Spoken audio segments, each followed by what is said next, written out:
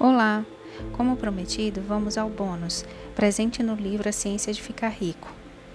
Agora é o livro Você é Aquilo que Pensa, de James Allen. O aforismo O homem é aquilo que pensa não só abrange todo o ser de um homem, mas é tão abrangente a ponto de alcançar todas as condições e circunstâncias de sua vida. Um homem é literalmente o que ele pensa, sendo seu caráter a soma completa de todos os seus pensamentos. Como a planta brota da semente e não poderia prescindir dela, assim cada ato do homem brota das sementes ocultas do pensamento, e não poderiam ter surgido sem estas. Isto se aplica igualmente àqueles atos chamados espontâneos e não premeditados, como os que são executados deliberadamente. O ato é a flor do pensamento, e a alegria e o sofrimento são seus frutos. Assim, um homem se alimenta do fruto doce e amargo de sua própria criação. Ainda na mente é o pensamento que nos molda, o que somos. Foi construído na forja das ideias. Se de maus pensamentos nos alimentamos, cada um deles será seguido pela dor, do mesmo modo que a roda do carro segue os bois. Se preservarmos em pureza aquilo que pensamos, será a felicidade, que como a nossa própria sombra nos há de acompanhar, assegurado. O homem é um produto da lei e não do artifício, e causa e efeito é tão absoluto e inevitável no reino oculto do pensamento como no mundo das coisas visíveis e materiais. Um caráter nobre e divino não é uma coisa de favor ou de acaso, mas é o resultado natural de um esforço contínuo no pensamento correto, o efeito de uma associação há muito acalentada com pensamentos divinos. Um caráter ignóbil e bestial, pelo mesmo processo, é o resultado do contínuo abrigar de pensamentos degradantes. O homem é feito ou desfeito por si mesmo. No arsenal do pensamento ele forja as armas pelas quais ele se destrói. Ele também modela as ferramentas com as quais ele constrói para si mesmo mansões celestiais de alegria, força e paz. Pela escolha certa e verdadeira aplicação do pensamento, o homem ascende à perfeição divina. Pelo abuso e aplicação errada do pensamento, ele desce abaixo do nível da besta. Entre estes dois extremos estão todos os graus de caráter, e o homem é seu criador e mestre. De todas as belas verdades pertencentes à alma que foram restauradas e trazidas à luz nesta época, nenhuma é mais feliz ou frutífera da promessa e confiança divina do que esta, que o homem é mestre do pensamento, o moldador do caráter e o criador e modelador da condição, do ambiente e do destino. Como um ser de poder, inteligência e amor, e o senhor de seus próprios pensamentos, o homem detém a chave para cada situação e contém dentro de si mesmo aquela agência transformadora e regeneradora pela qual ele pode fazer para si o que quiser. O homem é sempre o mestre, mesmo em seu estado mais fraco e abandonado, mas em sua fraqueza e degradação, ele é um mestre tolo que desencaminha sua casa. Quando ele começa a refletir sobre sua condição e a buscar diligentemente a lei sobre a qual seu ser está estabelecido, ele então se torna o mestre sábio, direcionando suas energias com inteligência e moldando seus pensamentos para as questões frutíferas. Tal é o mestre consciente, e o homem só pode tornar-se assim descobrindo dentro de si mesmo as leis do pensamento, cuja descoberta é totalmente uma questão de aplicação, autoanálise e experiência. Somente através de muita prospecção e mineração, o ouro e os diamantes são obtidos, e o homem pode encontrar toda a verdade relacionada com seu ser, se ele escavar fundo na mina de sua alma, e que ele é o criador de seu caráter, o moldador de sua vida e o construtor de seu destino. Ele pode provar inequivocadamente se observar, controlar e alterar seus pensamentos, identificando seus efeitos sobre si mesmo, sobre os outros e sobre sua vida e circunstâncias. ligando causa e efeito pela prática e investigação paciente, e utilizando cada experiência sua, mesmo a mais trivial ocorrência diária, como um meio de obter aquele conhecimento de si mesmo, que é compreensão, sabedoria, poder. Nesta direção, como em nenhuma outra, é absoluta a lei que aquele que procura acha, e aquele que bate na porta será atendido. Pois somente por paciência, prática e incessante insistência pode um homem entrar pela porta do templo do conhecimento. Efeito do pensamento sobre as circunstâncias. A mente humana pode ser comparada a um jardim, que pode ser cultivado de forma inteligente ou permitir-se que cresça em estado selvagem, mas, quer seja cultivado ou negligenciado, deve e irá desenvolver-se. Se nenhuma semente útil for colocada nela, então uma abundância de sementes de ervas daninhas cairá nela e continuará a produzir sua espécie. Assim como um jardineiro cultiva seu terreno, mantendo-o livre de ervas daninhas, cultivando as flores e frutos que ele deseja, também um homem pode cuidar do jardim de sua mente, eliminando todos os pensamentos errados, inúteis e impuros, e cultivando em direção à perfeição as flores e frutos de pensamentos certos, úteis e puros. Ao seguir este processo, mais cedo ou mais tarde, um homem descobre que ele é o mestre jardineiro de sua alma, o diretor de sua vida. Ele também revela dentro de si mesmo as leis do pensamento e compreende com cada vez maior precisão como as forças do pensamento e os elementos da mente operam na formação de seu caráter, circunstâncias e destino. Pensamento e caráter são um só, e como o caráter só pode se manifestar e se revelar através do ambiente e das circunstâncias, as condições externas da vida de uma pessoa serão sempre encontradas harmoniosamente relacionadas ao seu estado interior. Isto não significa que as circunstâncias de um homem em um determinado momento sejam uma indicação de todo o seu caráter, mas que essas circunstâncias estão tão intimamente ligadas a algum elemento vital do pensamento dentro dele mesmo, que por enquanto são fundamentais para seu desenvolvimento. Cada homem está onde ele está pela lei do seu espírito. Os pensamentos que ele construiu em seu caráter o conduziram até lá. E no arranjo de sua vida não há nenhum elemento de acaso, mas tudo é o resultado de uma lei incontestável. Isto é tão verdadeiro para aqueles que se sentem fora de harmonia com seu ambiente, quanto para aqueles que estão contentes com ele. Como um ser progressivo e evolutivo, o homem está onde está para aprender que pode crescer. E à medida que aprende a lição espiritual que alguma circunstância lhe reserva, esta passa e dá lugar a outras circunstâncias. O homem é fustigado pelas circunstâncias, desde que ele acredite ser a criatura das condições externas. Mas quando ele percebe que é um poder criador e que pode comandar o solo oculto e as sementes do seu ser, a partir do qual as circunstâncias crescem, ele então se torna o mestre legítimo de si mesmo. Que as circunstâncias nascem do pensamento é algo que todo homem que tenha praticado durante algum tempo o autocontrole e a autopurificação sabe, pois ele terá notado que a alteração em suas circunstâncias tem ocorrido em proporção exata com sua condição mental. Isto é tão verdadeiro que quando um homem se empenha seriamente em corrigir os defeitos de seu caráter e faz progressos rápidos e acentuados, ele passa rapidamente por uma sucessão de vicissitudes. A alma atrai aquilo que secretamente alimenta, aquilo que ama e também aquilo que teme.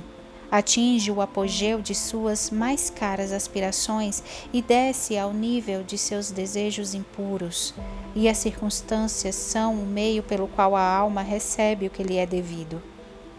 Toda semente e pensamento que se semeie ou deixe cair e arraigar-se na mente, multiplica-se, e mais cedo ou mais tarde dela brota o ato, trazendo os frutos de oportunidade e circunstância próprios de sua espécie. Bons pensamentos darão bons frutos, maus pensamentos, maus frutos. O mundo exterior das circunstâncias molda-se ao mundo interior do pensamento, e as condições externas, tanto as agradáveis quanto as desagradáveis, são fatores que contribuem em seu resultado final para o bem do indivíduo. Como fazendeiros de sua própria colheita, o homem aprende tanto pelo sofrimento quanto pela felicidade. Seguindo os mais secretos desejos, aspirações e pensamentos pelos quais se deixa dominar, perseguindo o fogo fátuo de fantasias impuras ou trilhando com passos firmes a estrada do vigoroso e elevado esforço, o homem chega finalmente a fruí-los e realizá-los nas condições exteriores de sua vida. As leis de crescimento e adaptação prevalecem em toda parte. Ninguém chega ao botequim ou à cadeia pela tirania do destino ou das circunstâncias, mas através dos atalhos dos pensamentos sórdidos ou dos desejos vis. Tampouco ninguém de mente limpa cai de repente num crime, pressionado por qualquer força exterior. O pensamento criminoso, há muito, vinha sendo secretamente alimentado no coração, e a hora da oportunidade revelou sua força acumulada. Não são as circunstâncias que fazem um homem, elas o revelam a si próprio. Ninguém mergulha no vício ou nos sofrimentos que dele resultam sem que haja antes inclinações más, como ninguém chega à virtude e à felicidade pura que ela conduz sem um constante cultivo de aspirações virtuosas. Portanto, o homem, como amo e senhor de seus pensamentos, é o construtor de si próprio, o modelador e autor de tudo que o cerca. Já ao nascer, a alma é o que ela é, e a cada passo de sua peregrinação terrena vai atraindo conjuntos de condições que a revelam, que são os reflexos de sua própria pureza e impureza, da sua força e de suas fraquezas. Os homens não atraem aquilo que eles querem, mas sim aquilo que eles são. Seus caprichos, fantasias e ambições são distorcidos a cada passo, mas seus pensamentos e desejos mais secretos nutrem-se de seu próprio alimento, quer seja ele sujo ou puro. A divindade que forja nossos destinos está em nós mesmos, é o nosso próprio eu. O homem é manietado somente por si mesmo. Pensamento e ação são os carcereiros do destino. Se forem vis, aprisionam. São também os anjos da liberdade. Se forem nobres, libertam. O que o homem obtém não é aquilo que ele deseja e pede a Deus, mas o que por justiça recebe. Seus desejos e preces só serão gratificados e atendidos se harmonizarem com seus pensamentos e atos. À luz dessa verdade, qual será então o sentido de lutar contra as circunstâncias? É que o homem está sempre se revoltando contra algum efeito externo, ao mesmo tempo que sem cessar alimenta e mantém a causa em seu coração. Essa causa pode assumir a forma de um vício consciente ou de uma fraqueza inconsciente, mas seja o que for, retarda obstinadamente os esforços do seu portador, e assim clama bem alto por um remédio. Os homens vivem ansiosos por melhorar suas condições, mas não querem melhorar-se a si mesmos. Com isso permanecem amarrados. O homem que não recua face à autocrucificação nunca deixará de realizar o objetivo a que seu coração visa. Isso é tão verdade quanto as coisas da terra quanto as do céu. Até mesmo aquele cujo único objetivo for adquirir riquezas deve estar preparado para fazer grandes sacrifícios pessoais até que possa atingir a sua meta, quanto mais aquele que almeja realizar uma vida nobre e bem equilibrada. Vejamos o exemplo de alguém que esteja na mais extrema pobreza. Anseia ardentemente por melhoras no seu ambiente e no seu lar, mas está sempre faltando ao trabalho e acha justo tentar enganar o patrão sob o pretexto de que não recebe um salário suficiente. Esse indivíduo não compreende os mais simples rudimentos daqueles princípios que constituem a base da verdadeira prosperidade, e não só se acha totalmente despreparado para emergir da sua miséria, como na realidade estará atraindo para si misérias ainda piores, por abrigar e manifestar em atos pensamentos indolentes, fraudulentos e covardes. Imaginemos um homem rico que tenha sido vítima de uma enfermidade dolorosa e renitente resultante de sua gula. Está disposto a pagar altas somas para se ver livre dela, mas não quer sacrificar suas tendências de gula. Quer satisfazer o seu gosto por iguarias requintadas e exóticas e ao mesmo tempo cultivar a saúde. Esse sujeito está totalmente despreparado para ter saúde, porque ainda não aprendeu os princípios básicos de uma vida saudável. Tomemos agora um empregador de mão de obra que adota medidas desonestas para evitar o pagamento de salários justos aos seus operários e, na esperança de alcançar maiores lucros, reduz esses salários. Tal empresário está também totalmente despreparado para a prosperidade e, quando se surpreender falido, tanto no que diz respeito à reputação quanto aos seus bens, colocará a culpa nas circunstâncias sem saber que é o único responsável pelas condições em que se encontra. Citei esses 3 casos apenas como exemplos ilustrativos da verdade segundo a qual o homem é causador, embora quase sempre inconscientemente, das circunstâncias que o cercam, e de que, ao mesmo tempo que visa um bom fim, está continuamente gorando a sua realização por encorajar pensamentos e desejos que não podem de forma alguma harmonizar-se com esse fim. Tais elementos poderiam ser multiplicados e variados quase que ao infinito, mas isso não é necessário, visto que o leitor, se assim o decidir, poderá acompanhar a ação das leis do pensamento em sua própria mente e vida, e enquanto isso não for feito, meros fatos externos não poderão servir de base para o raciocínio. Entretanto, as circunstâncias são tão complicadas, o pensamento tem raízes tão profundas e as condições de felicidade variam tanto de indivíduo para indivíduo que não se pode julgar o estado de alma global de alguém, embora a própria pessoa possa conhecê-lo, somente pelo aspecto externo de sua vida. Um homem pode ser honesto em certos sentidos e, entretanto, passar privações. Outro pode ser desonesto em certos sentidos e, mesmo assim, enriquecer.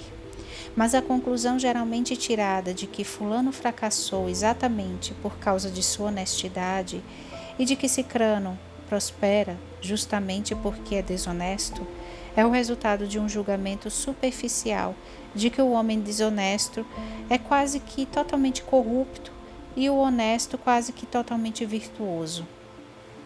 À luz de um conhecimento mais profundo e de uma experiência mais ampla, verifica-se que tal julgamento está errado. O homem desonesto pode possuir algumas virtudes admiráveis, que o outro não possua, e o honesto poderá ter vícios odiosos, que não existam no outro. O homem honesto colhe os bons resultados de seus pensamentos e atos honestos, mas também atrai para si os sofrimentos causados pelos seus vícios. O desonesto colhe do mesmo modo seus próprios sofrimentos e felicidades. Agrada à vaidade humana acreditar que as pessoas sofrem em consequência de suas virtudes, mas enquanto o homem não tiver extirpado de sua mente todo pensamento doentio, amargo e impuro, e não tiver lavado em sua alma a última nódoa do pecado, não terá condições de saber e declarar que seus sofrimentos são o resultado de suas boas qualidades e não das más. E a caminho dessa suprema perfeição, ainda que há muito a tenha alcançado, ele descobrirá, operando em sua mente e em sua vida, a grande lei que é absolutamente justa e, portanto, não poderá apagar o bem com o mal e o mal com o bem.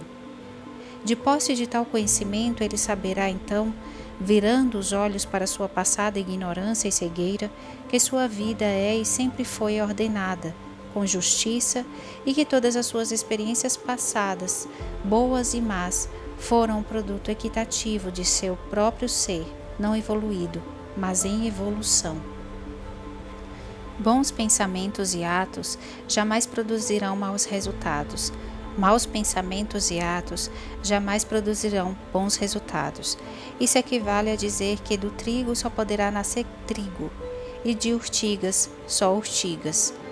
Nós entendemos essa lei no mundo natural e lidamos com ela, mas poucos são os que a entendem no mundo mental e moral. Embora sua ação nele seja igualmente simples e inevitável e, portanto, não cooperam com ela. O sofrimento é sempre o efeito do pensamento. O sofrimento é sempre o efeito do pensamento errado em algum sentido. É um indício de que o ser humano está em desarmonia consigo mesmo, com a lei do seu ser. A exclusiva e suprema utilidade da dor é a de purificar, de queimar tudo o que é inútil e impuro. Para aquele que é puro, a dor deixa de existir. Não teria sentido levar o ouro ao fogo depois que o refúgio já foi eliminado. E um ser perfeitamente puro e esclarecido não poderia sofrer. As circunstâncias que o homem enfrenta no sofrimento são o resultado de sua própria desarmonia mental. As circunstâncias que o homem enfrenta e recebe com bem-aventurança são o resultado de sua própria harmonia mental. A bem-aventurança, não os bens materiais, é a medida do pensamento correto. A infelicidade, não a falta de bens materiais, é a medida do pensamento errado. Um homem pode ser amaldiçoado e rico, pode ser abençoado e pobre. Bênçãos e riquezas só se juntam quando as riquezas são justas e sabiamente usadas, e o pobre só se torna miserável quando considera sua sorte como um fardo injustamente imposto. Indigência e vício são os dois extremos da infelicidade. Ambos são igualmente antinaturais e resultantes da desordem mental. Homem algum atinge um condicionamento adequado enquanto não se sente feliz, saudável e próspero. E a felicidade, a saúde e a prosperidade são o resultado de um harmonioso ajustamento do interior ao exterior, do homem ao seu meio. O homem só começa a ser homem quando para de lamentar-se e de proferir injúrias e começa a buscar a justiça oculta que regula sua vida. E na medida em que adapta sua mente a esse fator regulador, deixa de acusar os outros de serem a causa de sua condição e começa a edificar-se com pensamentos fortes e nobres, para de espernear contra as circunstâncias e começa a usá-las como auxílios para alcançar um progresso mais rápido e como um meio de descobrir dentro de si próprio forças e possibilidades ocultas. A lei e não a confusão é o princípio dominante no universo. Justiça e não injustiça constitui a alma e substância da vida. Honestidade e não corrupção é a força modeladora e impulsionadora do governo espiritual do mundo. Assim sendo, o homem tem apenas que endireitar a si próprio para endireitar o universo.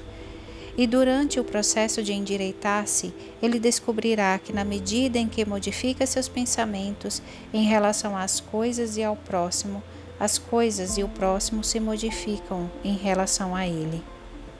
A prova dessa verdade está em toda pessoa e, portanto, poderá ser facilmente investigada por meio de uma introspecção sistemática e da autoanálise. Modifique alguém radicalmente seus pensamentos e se assombrará ante a rápida transformação que isso efetuará nas condições objetivas de sua vida. Concebemos que o pensamento pode ser sustentado em segredo, mas não pode. Ele se cristaliza rapidamente em hábitos e os hábitos se concretizam em circunstâncias. Pensamentos animalescos cristalizam-se em hábitos de embriaguez e luxúria, os quais, por sua vez, se concretizam em circunstâncias de miséria e doença. Pensamentos impuros de qualquer tipo cristalizam-se em hábitos irritantes e tumultuantes, os quais se concretizam em circunstâncias confusas e adversas. Pensamentos de medo, dúvida e indecisão cristalizam-se em hábitos fracos, covardes e irresolutos, os quais se concretizam em circunstâncias de fracasso indigência e servil dependência. Pensamentos preguiçosos cristalizam-se em hábitos de falta de higiene e desonestidade, os quais se concretizam em circunstâncias de sujeira e mendicância. Pensamentos de ódio e condenação cristalizam-se em hábitos de acusação e violência, os quais se concretizam em circunstâncias de injúria e perseguição. Pensamentos egoístas de todos os tipos cristalizam-se em hábitos de egocentrismo que se concretizam em circunstâncias mais ou menos infelicitantes. Por outro lado, bons pensamentos de todos os tipos cristalizam-se em hábitos de gentileza e bondade, os quais se concretizam em circunstâncias risonhas e luminosas.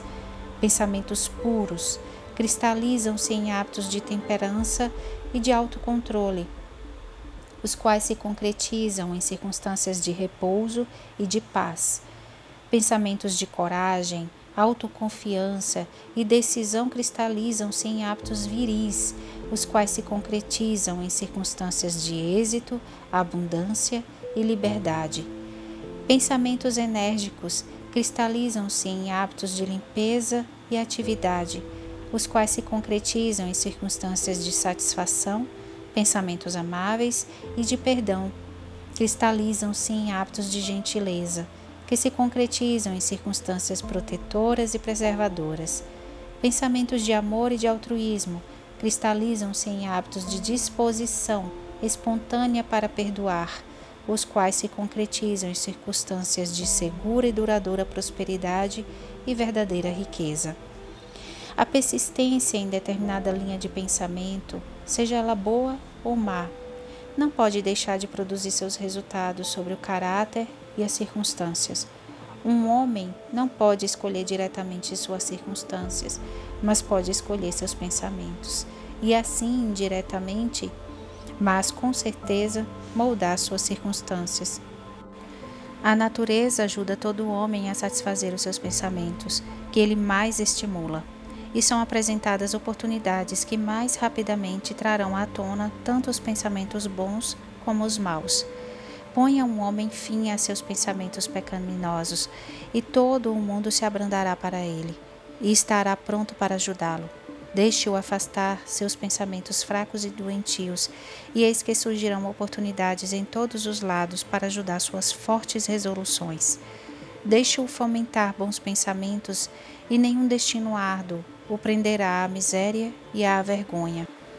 O mundo é seu caleidoscópio, e as combinações variáveis de cores que a cada momento de sucesso que lhe apresenta são as imagens primorosamente ajustadas de seus pensamentos, sempre em movimento. Você será aquilo que desejar ser. Deixe que o fracasso descubra o seu falso conteúdo. Nas circunstâncias desse pobre mundo, o espírito, porém, o despreza e é livre. Ele domina o tempo e conquista o espaço. Ele intimida o acaso, esse convencido embusteiro, e ordena à tirania circunstância que troque a coroa pelo posto de escrava. A vontade humana, essa invisível força, nascida de uma alma imortal, pode abrir caminhos para qualquer alvo, embora muros de pedra se lhe anteponham. Não se impaciente pela longa espera, suporte-a como alguém que compreende. Quando o espírito se ergue e assume o comando, os deuses estão prontos para obedecer.